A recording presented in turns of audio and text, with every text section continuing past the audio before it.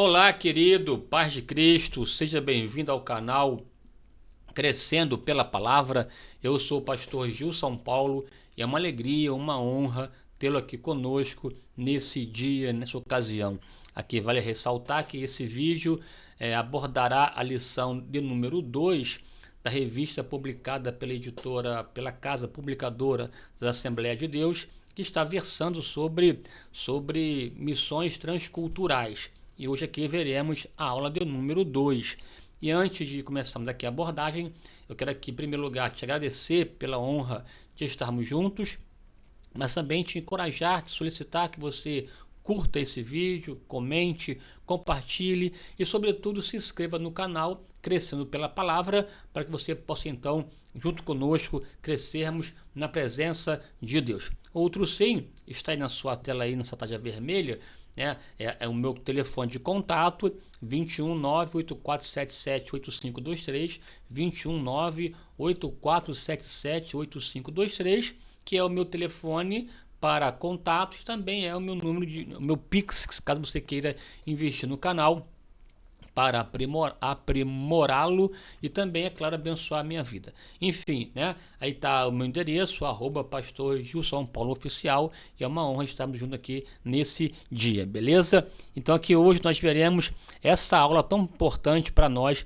que é a aula de número 2, que versará sobre esse tema que está na sua tela, missões transculturais, a sua origem na natureza de Deus. Na verdade, o todo da revista de hoje, da lição de hoje, perdão, ele fundamenta a ideia de uma missão, de uma tarefa, de um ato de evangelização de modo global, por todo o mundo e, portanto, transcultural, que essa ideia ela nasce no coração de Deus, haja vista que ela manifesta um aspecto da sua natureza. E pensar que natureza, a ideia é nos remeter à essência, à pessoa, aos atributos, quem Deus é.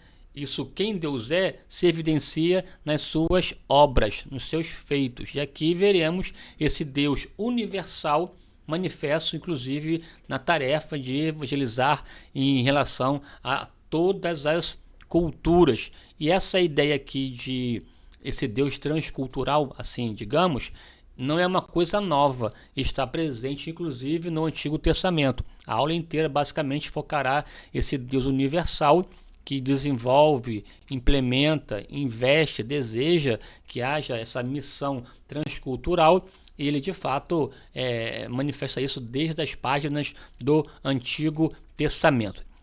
E antes de falar sobre isso, eu quero chamar a sua atenção para uma palestra que eu dei já de uma outra publicadora, da editora Central Gospel, que está versando nesse trimestre sobre família. Eu fiz uma palestra juntamente com o pastor Divanei Fernandes, que tem um canal chamado Crente Docente, sobre família, os desafios da família na pós-modernidade. Caso você queira acessar essa palestra, aqui no link na descrição do vídeo tem um link, você vai clicar nele, vai se inscrever, tem um investimento de R$ 5,50 por mês, em 6 vezes, você então vai abordar, aprender sobre esse assunto, num conteúdo extraordinário. Eu somente falei quase 5 horas em vários vídeos, assim, você pode assistir com calma.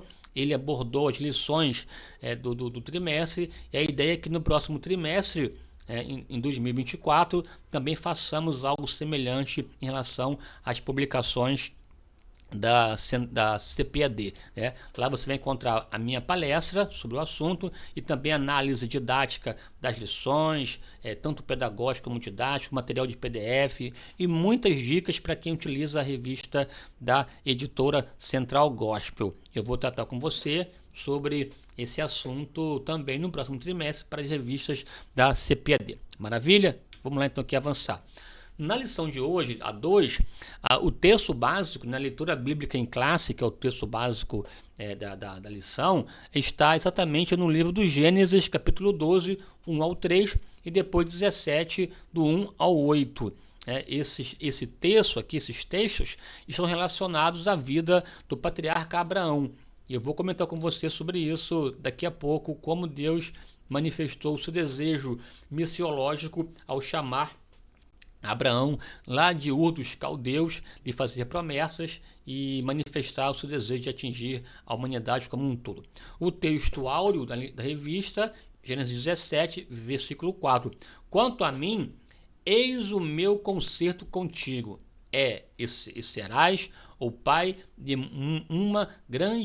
uma multidão de nações, né? Pai de nações. Portanto, a ideia de novo aí, uma ideia global. Nunca foi da ideia de Deus circunscrever a sua manifestação ao povo de Israel. Israel não poderia jamais, em tempo algum, ter uma concepção de um Deus exclusivista, um Deus de Israel. Deus não é Deus somente de Israel, ele é Deus de todos os povos. A Bíblia diz que do Senhor é a terra, a sua plenitude, o mundo e aqueles que nele habitam. Né? Celebrai com júbilo ao Senhor, todos os moradores da terra. Servi ao Senhor com alegria e apresentai-vos a Ele com cânticos. Sabei que o Senhor é Deus, foi Ele e não nós que nos fez povo seu e ovelha do seu pasto. Entrai para suas portas com louvor, em seus atos com adoração, porque a sua benignidade dura para sempre. Ou seja, é o Deus que deseja ser celebrado em toda a terra, manifestando, portanto, essa ideia de um Deus universal. Verdade prática. O amor de Deus é a verdadeira motivação do crente para realizar a obra missionária. Como a ideia daqui, obra missionária, nasceu no seu coração, tem a ver com a sua natureza, e a sua natureza está relacionada à ideia do amor, e esse amor capaz de resgatar. Portanto, missões, de fato, é uma expressão de amor, levar a mensagem alvissareira a todos os povos, raças, tribos e nações. É isso que Deus conta com você no nome do Senhor. Aqui na palavra introdutória, caso você queira também, inclusive, esses slides aí, né? Essa apresentação, é só mandar mensagem aí para mim no comentário solicitando que eu vou compartilhar com você com o maior prazer, beleza? Aqui, na palavra introdutória, a palavra-chave de fato aí é transcultural. Aí você já aprendeu aula passada que esse trans tem a ver com além, ir além, ultrapassar, transpor, né? A ideia de transporte essa ideia de você ir além do que está posto. Aí tem uma gama enorme de palavras, né? Uma palavra transatlântico, transcultural, transgênero, que está agora na moda, né? Que ultrapassa a questão biológica e vai para um outro gênero, né? Enfim, esse trans tem a ver com transpor. E você aprendeu aqui e tem aprendido que Jesus, naquele discurso da chamada Grande Comissão, ele ordenou: ide por todo o mundo e pregai o evangelho a toda criatura. Inclusive é aqui no meu canal esse vídeo sobre Grande Comissão, em que eu esmiuço o texto tanto de Mateus 28, bem como também de Marcos 16, em que eu mostro que ali você tem uma grande ordem, ide, um grande alvo, o mundo, uma grande mensagem do evangelho e um grande impacto. Todo aquele que nele crer será salvo, que não crer será condenado. Então você pode ver lá e analisar. Eu trabalho parte a parte do texto de Marcos 16. E você vê ali que aquele ide é um ide para além das fronteiras. É um ide sem limites, é um ide que tem a ver com os confins da terra, até um diálogo com Atos 1:8, em que o Espírito Santo atuaria para promover, impulsionar, propor à igreja essa proposta, no caso de romper fronteiras e atingir tanto os povos de Jerusalém, Judéia, Samaria e até aos confins da terra. Aos confins da terra tem o mesmo peso do Jerusalém, tanto num quanto no outro. Ou seja, Deus não está preocupado somente com a questão pontual ou as questões circunvizinhas, ele quer de fato alcançar o mundo inteiro. Essa ideia, inclusive, no Novo Testamento, será trabalhada na próxima aula. Aqui o foco é tratar esse Deus que tem essa ideia de missões transculturais revelado no Antigo Testamento. Está aqui uma palavra introdutória. A palavra transcultural traz a ideia de um missionário que transpõe as barreiras da cultura de um povo ou civilização para apresentar o amor de Deus. Isso implica interação com todos os grupos étnicos da Terra, com os diferentes aspectos da vida das pessoas. Na lição de hoje, veremos que Deus escolheu uma família para, por meio dela, através dela, por intermédio dela, alcançar todas as famílias da terra. Este processo se deu por Abraão, sua família, a nação de Israel, a pessoa de Jesus e, por fim, a igreja. Assim, contemplaremos a natureza missionária de Deus, bem como o caráter do seu amor, como a base de toda a prática missionária dos cristãos. Então, veja aqui, a natureza missionária de Deus. Ponto 1. A natureza missionária de Deus no chamado de Abraão. Aqui uma ideia interessante. Sai da tua terra. Revela uma ordem, um chamado de Deus para a vida de Abraão e para ir para uma terra que ele não conhecia. Veja, estamos entrando agora numa questão, que eu não vou aqui entrar a miúdo, de um estabelecimento de uma nova dispensação. Você tem o momento da dispensação da inocência, lá no Éden, edênica, uma dispensação da consciência, quando Adão pecou. Veja que na questão da inocência, lá no Éden, antes do pecado original, Deus tratava com a humanidade. E ali a humanidade é representada pela vida de Adão e Eva. Adão e Eva formavam a humanidade. Por isso que quando eles pecaram, além da questão relacionada ao poder de governo e, portanto, representativo de Adão, no Éden quem pecou foi a humanidade. Ambos pecaram. E Adão foi culpado porque sobre ele recaía a responsabilidade de lavrar e guardar o jardim. Lavrar, fazer crescer, e guardar, fazê-lo, proteger. E Adão não protegeu o jardim e deixou que Eva fosse influenciada pela serpente, tanto que a Bíblia diz que Adão pecou, e por conta do pecado de Adão, sobreveio os males na humanidade, e o segundo Adão, Jesus, teve que vir para poder reparar, restabelecer a caminhada num ato redentivo, propiciatório, um ato substituto, em que a justiça de Jesus, o segundo Adão, foi colocada, imputada naqueles que creem no sacrifício, portanto, que entregam as suas vidas ao Senhor Jesus. Mas o fato é que no contexto tanto da consciência, humanidade, Adão e Eva representando a humanidade. Na consciência, Deus se reporta a Adão, ele faz reprimendas, mas também já aponta que no futuro a semente da mulher esmagaria a cabeça da serpente, me apontando para uma relação do futuro. A geração antediluviana, aí pensando aqui na questão já da consequência dessa dispensação da consciência, ela perdeu a consciência ao ponto de toda a humanidade estava dominada pela maldade e perversidade. E, resumo da ópera, veio o dilúvio estabelecendo, portanto, naquele contexto, naquele contexto. E você tem naquele contexto pré-diluviano, ou antediluviano, a figura do patriarca Abraão, do patriarca Noé, que Deus o chamou, lhe fez também promessas, revelou que viria um dilúvio, orientou a fazer uma arca, deu-lhe a planta e tal, de sorte que naquele governo humano, na figura de Noé, que estabeleceu pós ele, na verdade, pós-dilúvio, estabelece um governo humano, mas de Noé, veja, a ideia da arca era salvar não somente a sua família, a salvar as pessoas que crescem. Porém, a Bíblia diz que a sociedade antediluviana se tornou tão pervertida, tão profana, que a expressão que Jesus utiliza, casavam-se e davam-se em casamento, que é uma expressão que significa banalizava o casamento, e, portanto, revelando uma degradação moral, quanto mais, porque, biblicamente falando, dois indicativos são usados para retratar o nível de moralidade social, que é o indicativo família e o indicativo prática homossexual. Quando uma sociedade banaliza a família e aceita, promulga e valoriza, e torna comum a prática homossexual, ela está revelando uma situação já de degradação. Isso é a luz da Bíblia. Você pode ver isso na questão da própria Sodoma e Gomorra, cuja condenação estava expressa nesse pilar, nesse ápice de desvio, quando eles quiseram ali coabitar com os anjos que estavam na casa de Ló. Quando você tem Romanos, que também Deus os entregou, os abandonou às suas paixões infames. Aí tem lá o uso desnatural, o uso contra a natureza, e homem com homem, mulher com mulher. Então você tem esses índices, esses indicadores mostrando o nível moral da sociedade. E, portanto, sobreveio sobre a sociedade antediluviana o dilúvio.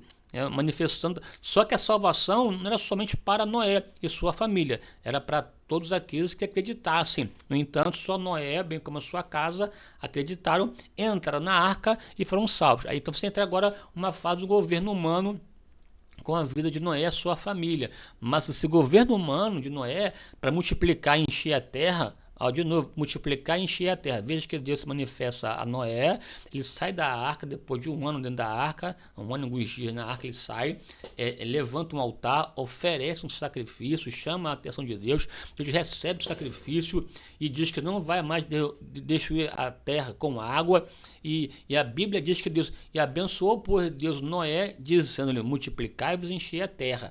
Enchei a terra. Veja que a ideia era que a bênção que estava em Noé fosse perpassada por toda a terra. Multiplicai-vos e enchei a terra. Uma expressão, inclusive, repetida lá com a questão de Adão, no Éden. Multiplicar e encher a terra mostra Deus que tem contato com toda a criação. Deus nunca foi um Deus pontual, singular. Ele é um Deus plural e um Deus universal. É um Deus internacional, um Deus de fato mundial.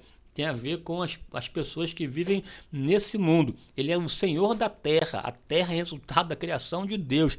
Ele não somente ele é dono, ele estabelece lei, ordem e norma para toda a terra. Por isso que as suas leis, os princípios eternos de Deus, são universais e são atemporais, não são localizados, regionalizados, são universais, porque Deus olha para a terra enquanto lugar de habitação do homem e ele colocou esse homem nela como coroa da sua criação. Então, enfim, você percebe essa dinâmica. Aí passa a questão vinculante de Noé. A sociedade, uma vez mais, entra em decadência, essa decadência retratada no desejo de construir uma torre que tocasse os céus, ali a ideia da Torre de Babel, esses zigurates que queriam construir como uma porta que levava ao céu, manifestando arrogância, soberba e desvio. Deus intervém, a Trindade intervém, confunde as línguas, a dispersão. E na dispersão aqui, enfim, entra a vida de Abraão. Abraão vivendo na Mesopotâmia, entre os rios Tigre e Eufrates, no atual Iraque, uma sociedade pujante, uma sociedade realmente bem desenvolvida para a época, uma sociedade cosmopolitana e, sobretudo, a cidade de Ur dos Caldeus. Não vou aqui entrar a miúdo, porque não é sobre Abraão para tratar essas minúcias, né? Eu tenho, inclusive, uma série de mensagens sobre Abraão, uma história de fé e de conquistas, em que eu trato de modo muito pontual a vida do patriarca, de modo mais assim extensa, numa leitura do Antigo Testamento e Novo Testamento sobre Abraão, mas aqui em tela, o mais importante é que Deus se manifesta a Abraão, Atos 7. O Deus da glória apareceu nosso pai Abraão, estando ele na Mesopotâmia, antes de habitar em Harã. Aí tem aqui tanta coisa nesse versículo que eu tenho que fechar aqui os meus olhos e avançar. O Deus da glória, o Deus grandioso, o Deus majestoso, o Deus incomparável apareceu a Abraão, e esse aparecimento, essa revelação mudou a sua vida drasticamente, né? Ele foi encorajado a sair da sua terra, da sua parentela, da casa dos seus pais, e ir para uma terra que Deus iria lhe mostrar. Aqui inicia uma etapa do plano salvatório de Deus a construir a partir da vida de Abraão. Portanto, é um plano geograficamente localizável e historicamente datável a partir da vida de Abraão. Você vai ter agora uma linha de desdobramento histórico na qual culmina com a pessoa de Jesus. Jesus sendo a culminância da promessa feita a Abraão. Tanto que você encontra lá em Mateus capítulo 1, versículo 1, livro das gerações de Jesus Cristo, filho de Abraão, filho de Davi, o filho de Davi, filho de Abraão, mostrando que Jesus é o cumprimento cabal tanto da promessa da aliança davídica, como também da aliança abraâmica com Abraão. E essa promessa com Abraão se concentra que em seu descendente seriam abençoadas todas as famílias da terra. Essa é a ideia que começa pontualmente com a vida de Abraão, mas o foco, o alvo, a meta é atingir as famílias da terra. em Abraão, não abençoado em Abraão, mas com o crente Abraão. Aqui é uma discussão, não vou entrar no mérito aqui sobre essa ideia de como nós atingimos essa bênção em Abraão, porque essa bênção em Abraão não é na pessoa de Abraão, é na pessoa de Jesus Cristo. Jesus, de fato, é o canal pelo qual somos abençoados. O próprio Abraão, o patriarca, ao ver o dia de Jesus, se alegrou. E Jesus mesmo disse que Abraão assim não ser tão importante, porque ele poderia inclusive suscitar filhos de Abraão caso quisesse das próprias pedras, né? Abraão se alegrou ao ver o seu dia, e Jesus mostra que ainda antes de Abraão existir, ele já era, né? Quer dizer, até houve uma palavra de eternidade em relação a Jesus que gerou crise para os seus interlocutores. Li depois com calma lá o livro de João, capítulo 6, 7, 8, em que essa discussão sobre esse pão que desceu do céu e cujo poder de fato ultrapassava o poder de Abraão, que se alegrou ao ver o seu dia. A grandeza não está em Abraão, está em Jesus, o seu descendente. Mas bem na verdade, o próprio Paulo, ao escrever aos Gálatas, disse que nós somos abençoados com o crente Abraão, porque o crente Abraão tornou-se inclusive um modelo, uma referência para nós no que diz respeito a esse proto-evangelho, Abraão sendo salvo pela graça.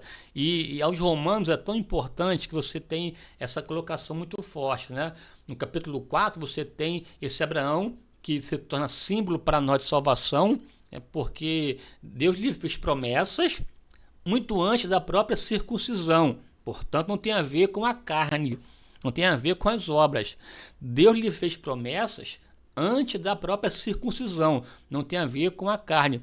Ele cumpriu a promessa em Abraão muito antes da lei, portanto não tem a ver com a questão legal.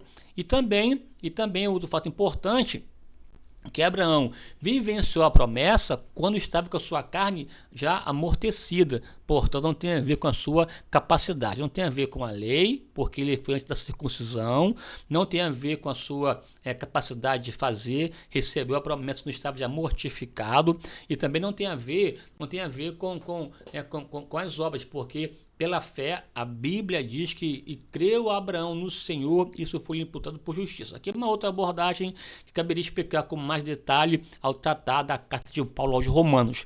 Mas o fato é que Romanos traz à tona a figura de Abraão, que culmina na pessoa de Jesus. O próprio Paulo também desenvolve essa ideia em Gálatas ao dizer que Abraão, somos abençoados com o crente Abraão, porque ele de fato vivenciou a graça a partir de um modo como um protótipo ao ser inserido na salvação sem mérito pela graça, portanto alcançado pelo evangelho ou pelo proto-evangelho, passou a ser um ícone, uma manifestação cujas famílias seriam alcançadas a partir da vida do seu descendente principal, a pessoa de Jesus, né?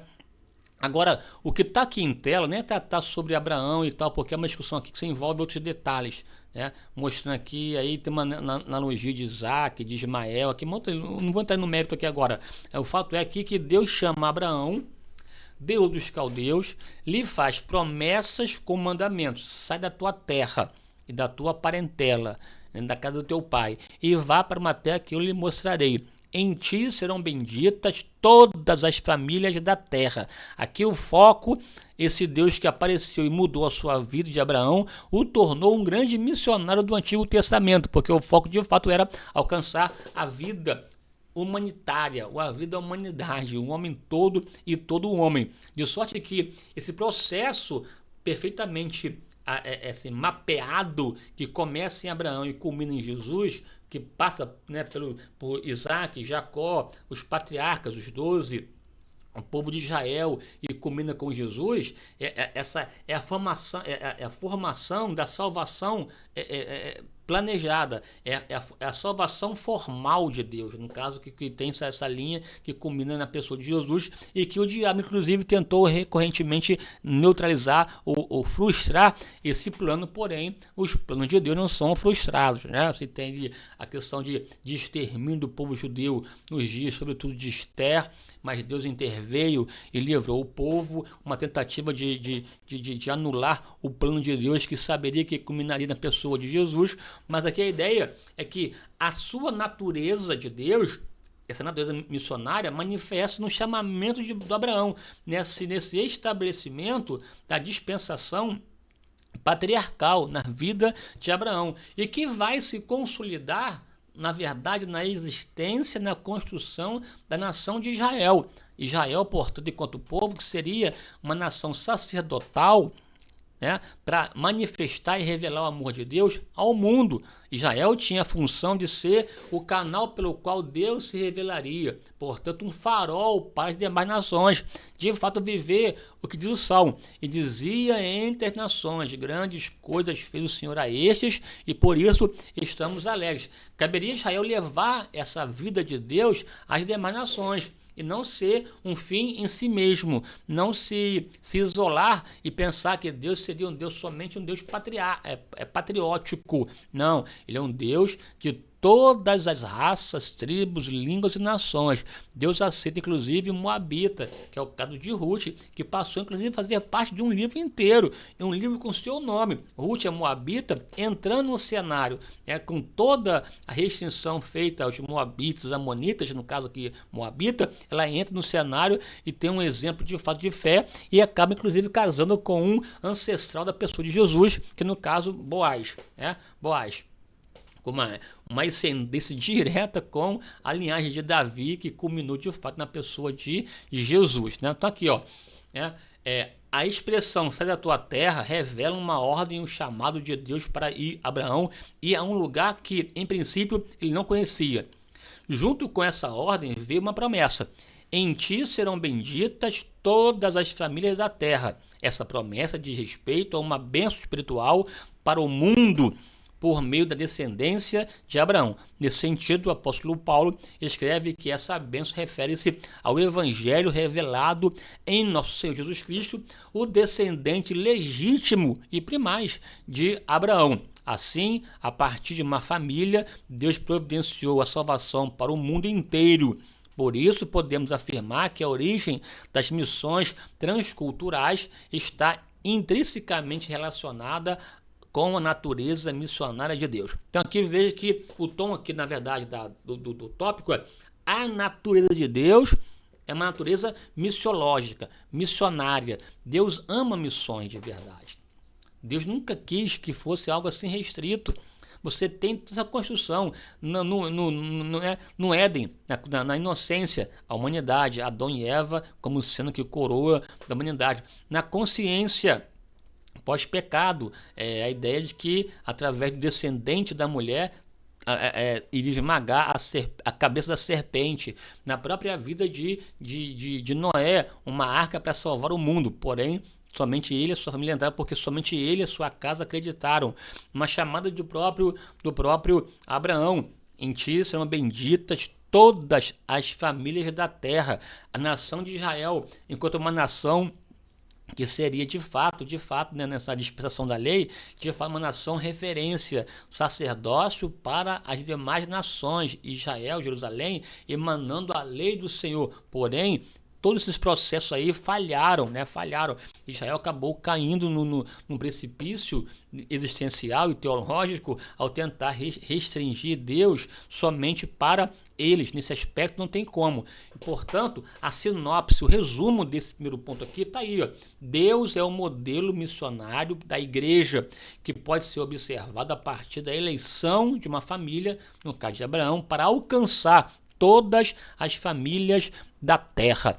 Aonde quer que esteja uma pessoa, Deus tem interesse em alcançá-la. Ah, pastor, todos serão salvos, todos aqueles que crerem em Jesus serão. E todos aqueles que desejam crer, têm fome e sede de Deus, Deus se encarregará em enviar alguém para lá, para conhecer a sua palavra. Ah, mas pastor, em um lugar onde a pessoa nunca ouviu falar de Deus. Deus sabe como tratar dos casos 1000, porque ele é na sua essência um Deus justo. Ninguém irá para o inferno injustamente. Outra verdade que eu entendo, que aonde tem uma pessoa desejosa em querer conhecer a Deus, Deus se encarrega em levar esse conhecimento para ela. Deus tem 1000 maneiras de se revelar, dentre elas através da sua vida, da igreja. Nossa, nós temos o papel de levar. Eu não preciso, não devo me preocupar com as pessoas que estão distantes. eu tenho que me preocupar em estar preparado, apto para ser o canal pelo qual Deus se revelará. Seja através do meu investimento financeiro, ou das minhas orações também, ou da minha própria ida, enfim, é do meu interesse que as pessoas sejam alcançadas, porque isso tem um alinhamento direto com o ser de Deus.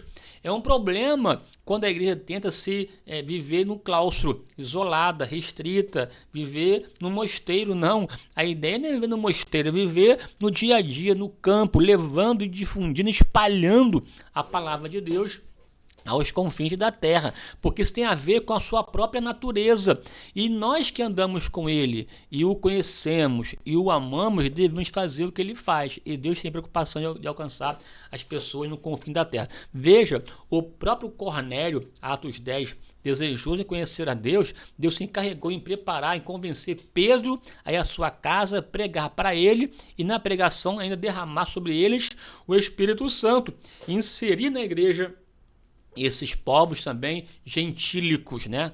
Essas outras gentes que não são judeus ou judaicas e que são agora abarcadas, envolvidas pela mensagem do evangelho, que é a mensagem alvissareira para todo homem, o homem todo. Portanto, aqui, Deus é um modelo missionário da igreja que pode ser observado a partir da eleição de uma família para alcançar todas as famílias da terra. Ou seja, Deus chama Abraão, muda a sua vida, mas no fim e ao cabo o desejo é abençoar todas as famílias da terra na pessoa de Abraão. Esse amor de Deus, né? O amor de Deus, o princípio fundamental da história da redenção. Esse Deus é um Deus missiológico, missionário, que alcançará o mundo inteiro, porque Deus é amor. E o amor de Deus o impede de ser um Deus exclusivista, um Deus que seleciona, que elege uns e condena outros, sem facultar a todos a liberdade, a oportunidade de escolha. Deus não pode, essa ideia de uma predestinação fatalística, em que Deus elege um e outro, uma base, sem base, somente com base no seu ser, portanto, uma eleição que não abarca uma expressão de amor, não é uma ideia bíblica. Não é ideia bíblica. Deus elegeu aquele que deseja amá-lo e servi-lo e adorá-lo de modo livre, de modo voluntário, reconhecendo que ele é o Senhor e que habita no alto e sublime trono. Esse amor de Deus o impele a falar com qualquer pessoa em qualquer lugar. Esse amor de Deus deseja que todos os homens venham ao pleno conhecimento da verdade. Esse amor de Deus não permite que ele seja um Deus caprichoso, né? Um Deus, não caprichoso, é um Deus de capricho no sentido de Isso seria a palavra capricho, uma outra palavra mais apropriada, né?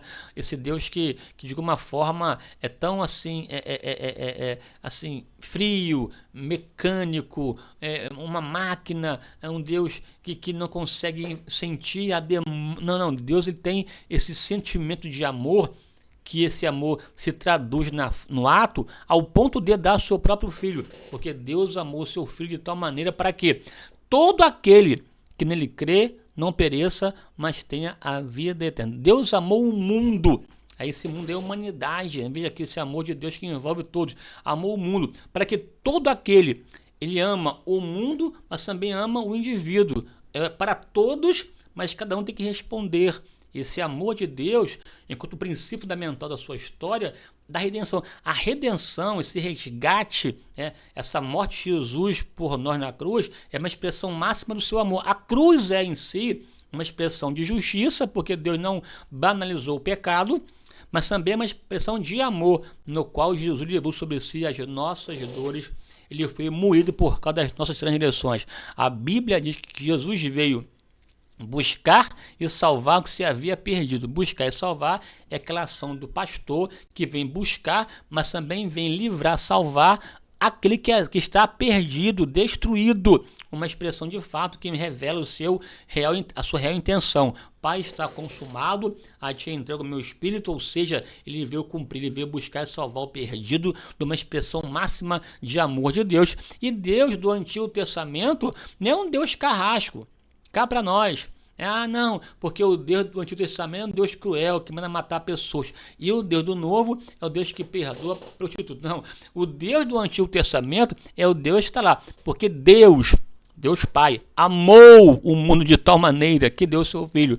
O Deus do Antigo Testamento é um Deus capaz de mostrar para o povo de Israel o seu grande amor, a ordenar o profeta Oséias, inclusive, a casar com Gomer, uma prostituta, tirá-la de lá e dar dignidade, nome, né, honra, e, enfim, restaurar, e ao final de tudo, ainda a sua mulher o trai, volta para a sarjeta, passa a ser escrava sexual, e Deus manda uma vez mais ele ir lá buscar, perdoar e resgatar aquela mulher, demonstrando como Deus ama o povo de Israel. Então Deus do Antigo é um Deus também que ama, porque amor faz parte da sua própria pessoa, da sua essência.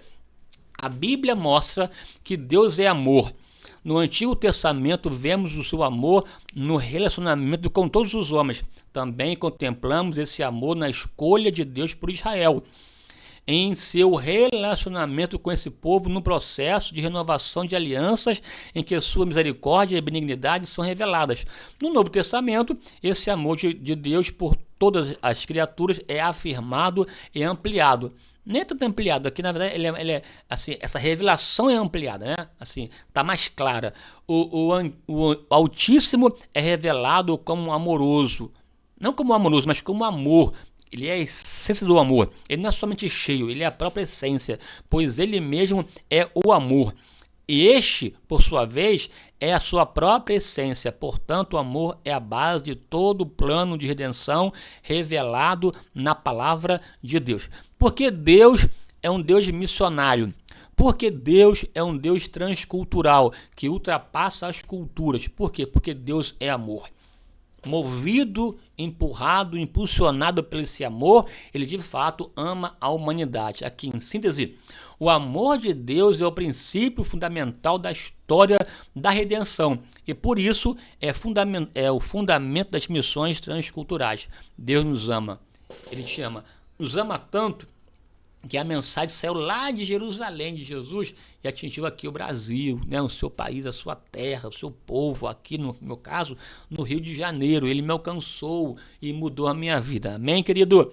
Aqui para fechar essa participação aqui rápida, visão bíblica do caráter transcultural de Deus. Nesse tópico aqui 3, né, que está aí enquanto sinopse, a missão transcultural da igreja está fundamentada no caráter missionário de Deus. Uma vez mais aqui reforça essa visão de um Deus universal que escolheu Abraão, lhe fez promessas, mudou a sua vida. Deus fez milagres, abriu a madre de Sara, abriu a madre de Rebeca, abriu a madre de Raquel, de geração em geração para cumprir a sua palavra, e de Israel 12 filhos, as 12 tribos de Israel, formou a nação de Israel, esse povo. Desse povo, da tribo de Judá, veio Jesus, que é o leão da tribo de Judá, numa tarefa clara, nítida, de alcançar o mundo como inteiro.